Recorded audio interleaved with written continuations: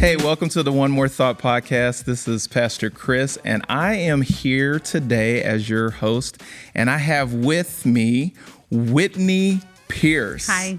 And man, Whitney, you are at the South Campus. You do Connect Team stuff, a lot of other things. This is what I always tell people about you. So I do talk behind your back.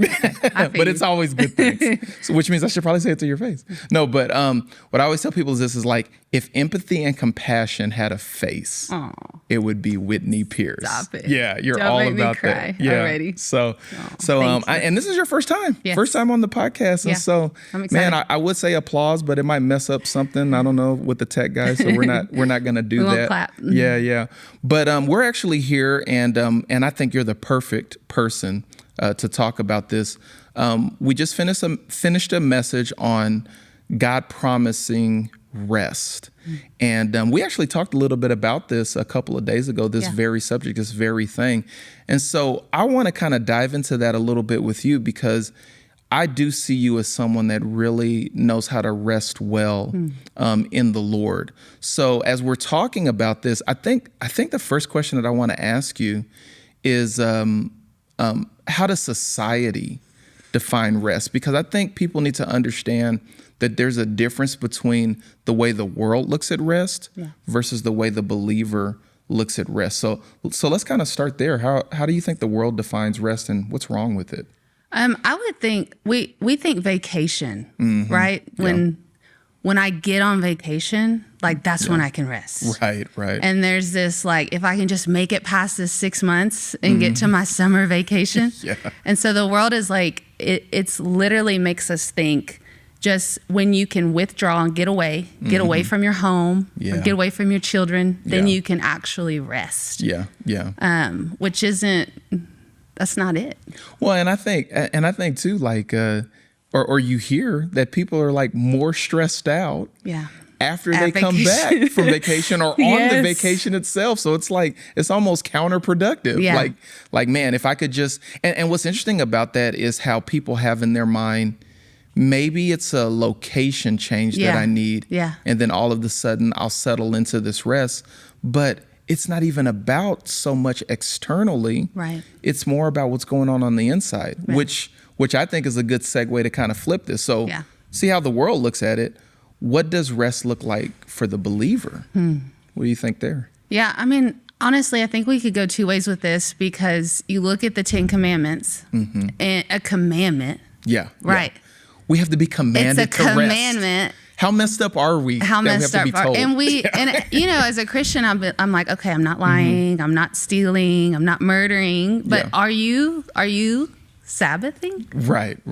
So I think there's this commandment from God of like, I need you to trust me that one day a week, when you withdraw, it's actually production.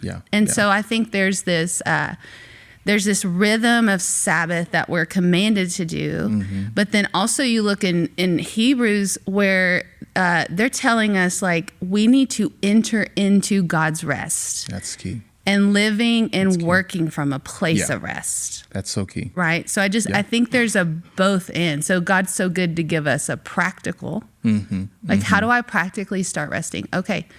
One day a week.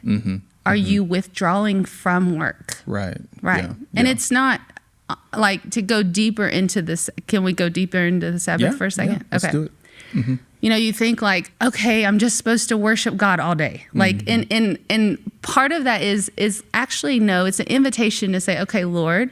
Now, wait, but just to interrupt you real quick, for those that are listening, just so that we make sure they understand the word.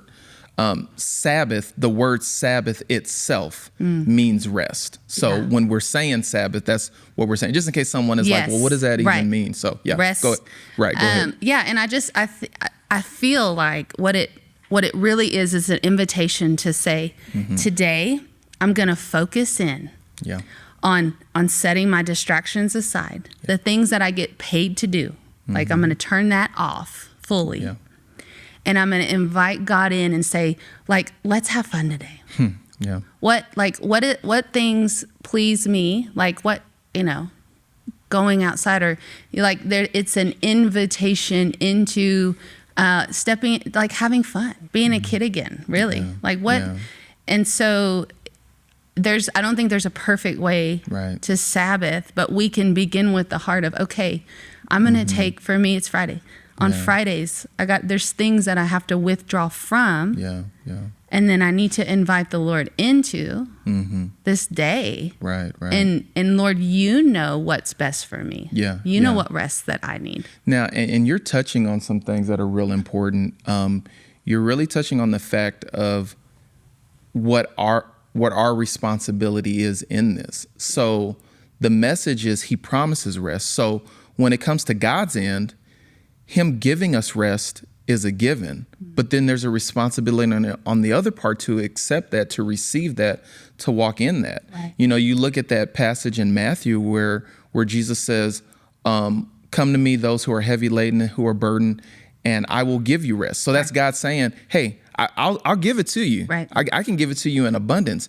But what's interesting is that later on in the verse, it says that you will find rest for your souls.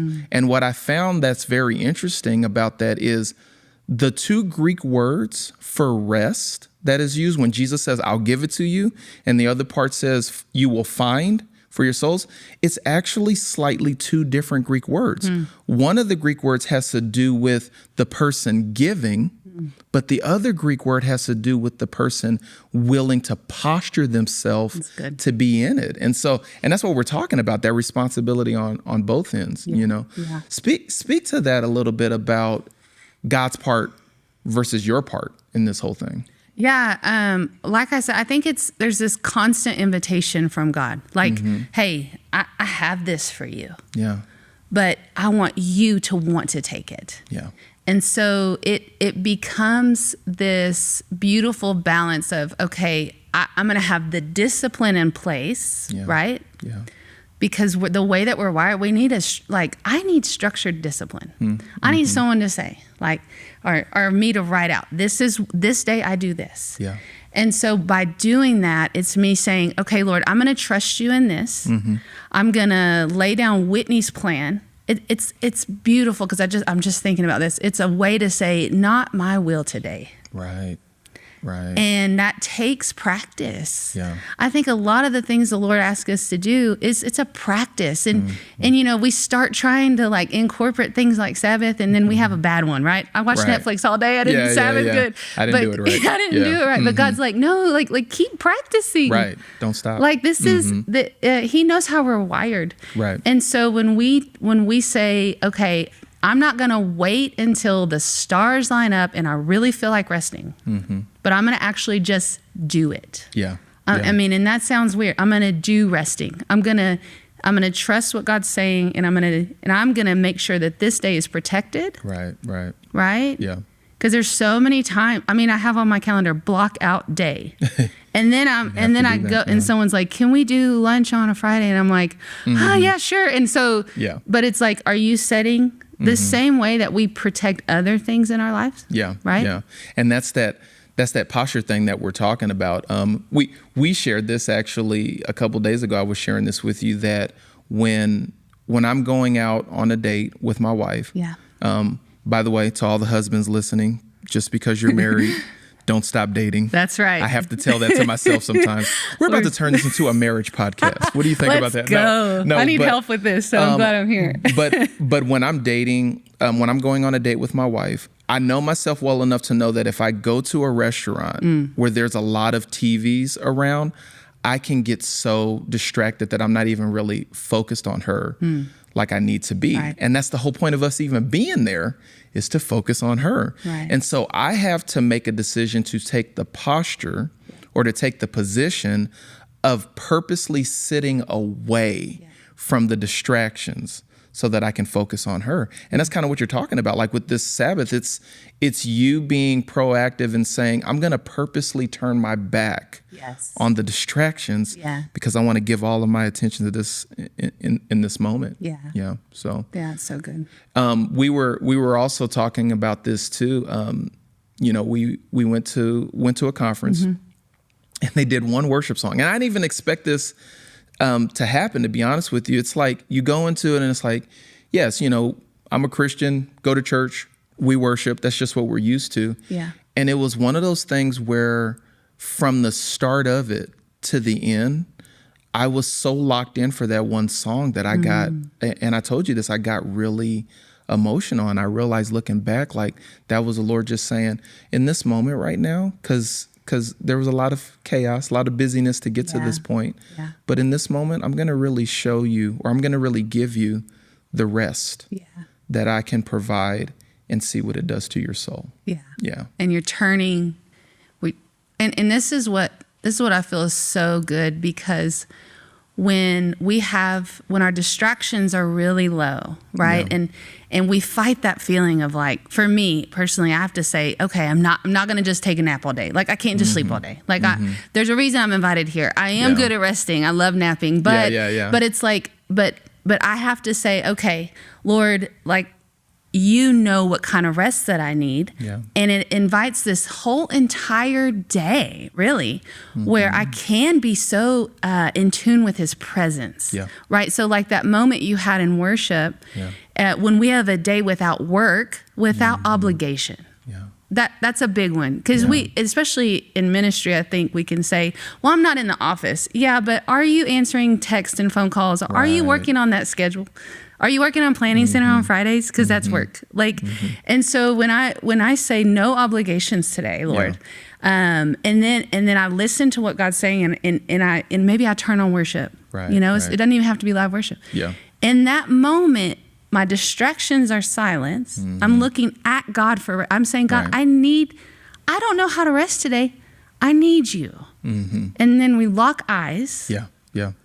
And then his presence comes in, and it's these beautiful. So we get little snippets on a Sunday morning or on days of the week when the song comes on, we love it. But if we had a whole day, right? That's the point. It's a whole day to invite, Lord, what do you want to do? Oh yeah. Yeah, for sure. Yeah. Yeah. So we're about to step on some toes. I love it. I'm excited. Because you're saying that about the distraction. Yeah. And I know, and this person knows who they are, but we have multitaskers in the room. Oh yeah. and here's the thing. Technically, see, and this is where I'm gonna get beat up by the multitaskers. Okay. But it's okay, because they'll beat me up and also be checking their phone or writing something as they're beating me up, because they're multitaskers. Because they're multitasking. But it truly is a myth when it comes to spiritual things.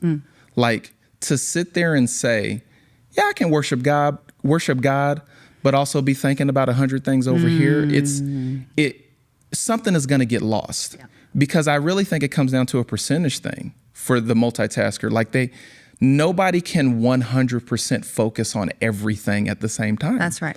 But the multitasker can think, well, I can focus on this 100% of the time and focus on this 100% of the time. It's just what I do. And it's like, I really believe that could be a ploy that the enemy will use to keep people from focusing on the most important thing. Right. So with that said, here's my question to you. How do you communicate the need or the importance of rest to a busybody? Yeah. To someone who's just go-getter, got to go all the time, got my side hustles or whatever? How do you get them to understand the value in resting? I think about Chick-fil-A. Y'all, I mean, seriously, look at the success of Chick-fil-A.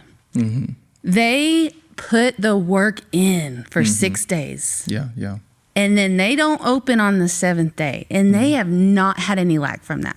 And so this is so good. And even scripture talks about this, but it's not like the Sabbath isn't made for like lazy people who are, thank you, I get a day off. Right. No. It says you have to prepare for Sabbath. You have to, you earn the Sabbath. Because even when in the wilderness, when the manna came, what did God say? He said, you prepare on the 6th day, you collect double so that you can rest on the 7th. And so to the busybody, I would say, like, no, you keep working hard. Like this isn't just a scapegoat to say, hey, like, you just need to chill and everything you need will come to you. No, that hard work God put inside of you.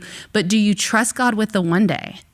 Do you trust him? Because what God is saying is, hey, if you will work hard 6 and rest the 1, those 6 days when you're working, you're going to have stamina. You're going to have passion. You've given a whole day of rest. And so I love the weeks where I can say, hey, keep moving forward, Whitney, because your Sabbath is coming. And so it gives you a chance. You give it all you got. Like this isn't, you know, like you can hear this and be like, hey, like that's for the people that don't know. You work hard so that you Sabbath. Instead of this, but in our own, like if we're trying to control so much of what we haven't, like, you know, I think about entrepreneurs. Man, to tell them to take a day off. It's insane. It's pointless. Because because in their mind, if I don't work, I don't make money. Right. Yeah. But God's saying, would you give me that day anyways? Like, give me that day. I remember listening, or I think I was reading a book, and there's a story, and it just really like it puts all this into perspective. It's back in the day when you had a huge group of people traveling by carriage. They were pioneering to a new place, and these were Christians. And they had an argument because one group of people was like, "Hey, we're supposed to rest a day." We're not supposed to travel through the time. Like because they were wanting to just go. And so it was 2 groups. And then the other group was like, well, we're not going to stop because we're trying to get there. So they split. And so the one group that decided we're going to rest a day, they got there way quicker than the other one. Because they had the stamina. And so I think it's a matter of changing the busybody's perspective to say, hey, this isn't God wanting to take work away from me. This is him saying, I want to give you the passion, the energy. I want your heart. I want you to go at it from a place of, I've had my chill time. And I don't know if we have time to talk about this, but like one of the things I'll see, which is a danger, is if you don't give yourself that day, then by nature, your body will find ways to take it. And so I know a lot of busybodies who they get sick easy, right? Because think about it. If you're sick, you have a full reason to chill. You don't have a guilt. You can turn work off. You can tell your family, hey, I'm, like you said, like mama's on duty. Or daddy's doing it. I'm chilling. And so I'm going to be resting. And so what's so crazy, and it's not intentional, but those busybodies often, they'll have lots of like, migraines. Like it'll be things that, because their body is like, I need you to rest. And if you won't intentionally give me my day built in, that could be a healthy day, then you'll have sick days. It's so true. And it's like, because the way I look at it with like taking a Sabbath or rest, it's like a cell phone charger. You know, it's like that phone with all of its features and everything that it can do, it's no good to you if once it hits 0 on the battery, it shuts down. That's right. It's no good to you at all. It has to be charged up. And we're no different. And so I think you're right on with that, with the busybody. I wanted to talk about kind of the flip side of this, but just real quick. If you're dealing with someone who maybe is abusing that, the lazy person, what is the conversation you're having with them? Okay, this is so good, because I think about my kids, because we just started as a family. Like you do, and I'll tell them, you get a Sabbath day from your chores.